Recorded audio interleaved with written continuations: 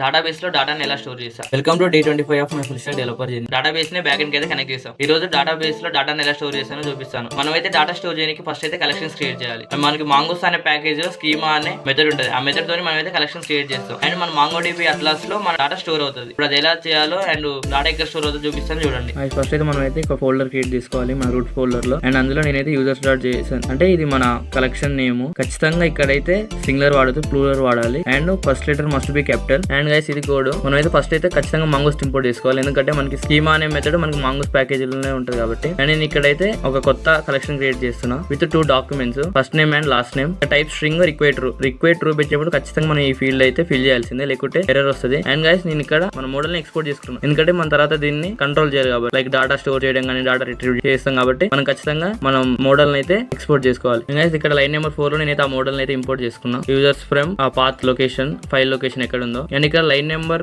29 లో నేను ఒక API ప్లస్ కంట్రోలర్. యాక్చువల్ అయితే మనం APIs కంట్రోలర్స్ డిఫరెంట్ వస్తాం. మనం నేర్చుకుంటున్నాం కాబట్టి దిస్ ఈస్ ఎనఫ్. నేను ఇక్కడైతే యాప్ డాట్ పోస్ట్ మనం సెండ్ చేస్తున్నాం కాబట్టి, సర్వర్ సెండ్ చేస్తున్నాం కాబట్టి పోస్ట్ సర్వర్ నుంచి తెచ్చుకుంటే గెట్ నేను ఆల్రెడీ చెప్పిన. అండ్ ఇక్కడ మన ఎండ్ పాయింట్ సేవ్ డేటా. నేను ఒక ఎండ్ పాయింట్ తీసుకున్నా. అండ్ అసింక్ అవైట్ ఆల్రెడీ మీకు నిన్ననే చెప్పేసా. అండ్ ఇక్కడ మనం తెచ్చుకున్న యూజర్ లో డేటా స్టోర్ చేస్తున్నాం. అండ్ ఇక్కడ await dot new user dot save అంటే మన డేటా బేస్ లో సేవ్ అవుతుంది. ఆ సేవ్ అయ్యేదాకా వెయిట్ చేస్తుంది. అవైట్ కీవర్డ్ అనేది డేటా సేవ్ అయ్యేదాకా వెయిట్ చేస్తుంది. తర్వాత మనకు ఒక రెస్పాన్స్ పంపిస్తుంది, user data save successfully. Otherwise in case ఏమైనా ఎర్రర్ ఉంటే మనకి ఎర్రర్ డిస్ప్లే చేస్తుంది. ఇప్పుడు ఆ డేటా ఎలా సెండ్ చేయాలో చూపిస్తాను. ఫస్ట్ డేటాబేస్ ని కనెక్ట్ చేద్దాం. నోడ్ సర్వర్ డాట్ జేఎస్ మన సర్వర్ స్టార్ట్ చేస్తే ఆటోమేటిక్ డేటాబేస్ కనెక్ట్ అవుతుంది. ఇక్కడ మనం అయితే సక్సెస్ఫుల్లీ డేటాబేస్ కి అయితే కనెక్ట్ అయినాం. ఇప్పుడు మనం డేటాని బ్యాక్ ఎండ్ కి సెండ్ చేద్దాం అండ్ డేటాబేస్ లో స్టోర్. గైస్ మనం అయితే ఇక్కడ పోస్ట్ మెథడ్ పెట్టుకోవాలి. ఎందుకంటే మనం డేటా సెండ్ చేస్తున్నాం కాబట్టి పోస్ట్. ఇన్ కేస్ గెట్ చేస్తే మాత్రం గెట్. అండ్ ఇంకా this is our end point, local host 300 and save data. ఇక్కడ మనం బాడీ సెలెక్ట్ చేసుకోవాలి, రా అండ్ జేసన్ ఫార్మాట్. మనం మొత్తం జేసన్ లో వర్క్ చేస్తాం కాబట్టి జేసన్ అని పెట్టాలి. అండ్ ఇక్కడ ఫస్ట్ నేమ్ లాస్ట్ నేమ్ ఇచ్చా. First name Yuvraj, last name Curry. ఇప్పుడు మనం సెండ్ చేద్దాం.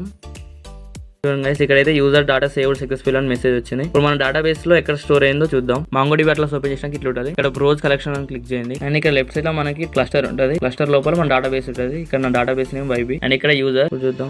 మనం సెండ్ చేసిన డేటా అయితే సక్సెస్ఫుల్లీ డేటాబేస్ లో సేవ్ అయింది. సక్సెస్ఫుల్లీ డేటాబేస్ లో అయితే డేటా స్టోర్ చేసిన. నెక్స్ట్ వీడియో నేను డేటాబేస్ నుంచి మన డేటా ఎట్లా రిట్రీవ్ చేయాలో చూపిస్తాను. Follow for next part. Bye.